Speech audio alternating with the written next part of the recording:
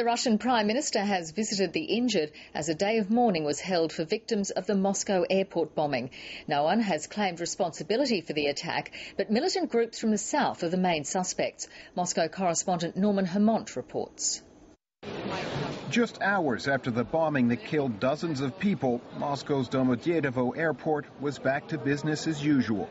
This small memorial, the only hint of the carnage inflicted just meters away. By design, security was much more visible. Now, after it happened, of course, they've toughened security, but they probably should have thought about it earlier. Investigators are still weighing several theories as to who detonated the bomb and how, but they believe Islamic militants will soon claim responsibility for the blast. Russia's tough-talking Prime Minister, Vladimir Putin, has paid a well-publicized hospital visit to some of those injured in the bombing. And he has vowed that whoever is behind this attack will suffer. I do not doubt that this crime will be solved, he said, and that retribution is inevitable.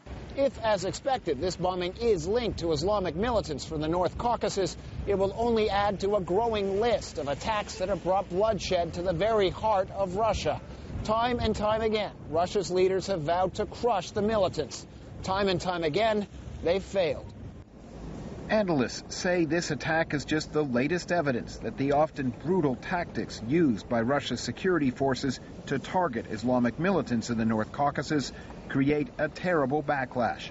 But very few experts believe the politically popular tough stance in the Caucasus is going to change.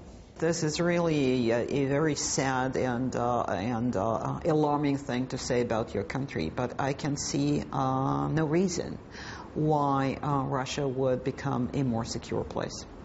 It is almost inevitable. This attack won't be the last. Norman Hermont, ABC News, Moscow.